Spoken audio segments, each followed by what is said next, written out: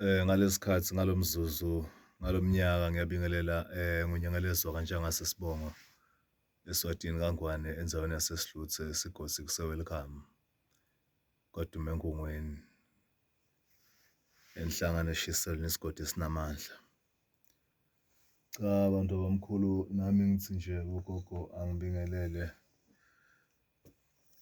kudzala sanigcina ukukhuluma nani nathi egameni lemsebenti lona nasilesanikwa wona kulabantu labadzala amakhehla nedaluwadi.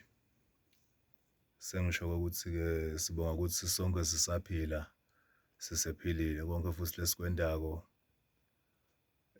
madlozi uNkulunkulu uyasilekelela awanike amandla ukuthi masibika kuwo akwadi ukuthi asicelele kuye emandlana usikwadi ukuthi intona sidendadendeke tiphile tiye phambili ngoba lamhlabeni konke lesikwendako imvumo siyinikwa uNkulunkulu nemimoya lesisebenta ngayo imvumo inikwa uNkulunkulu kube imvumo ithatha kulomunye umuntu noma lomunye umoya lothide ngabe ayikhona ku-operate la emhlabeni. So njengoba sibantu bemakhehla nedalukwadi nje nemimoya leya naleya semandini nakuphi nakuphi ngekuhlukana sathi ukuthi konke kwaNkulunkulu futhi konke kufanele kusetshenzwe futhi konke kufanele kusiphilise kusilamulele tinkingeni.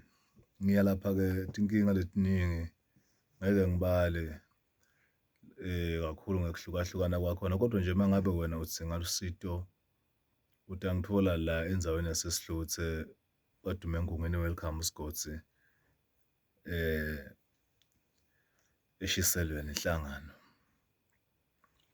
Inombolo yami-ke ithi 7634 2733 lenye ithi 7934 2733.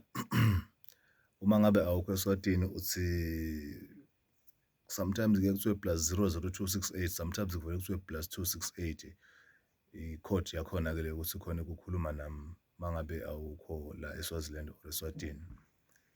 So nje ngicela ukuthi nigcineke niphumelele konke kukhanye la nikhona khona.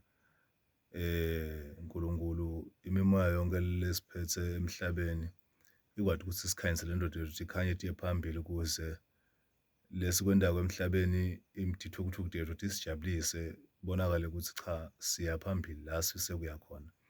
Siyabonga kakhulu Ndebe Kunene.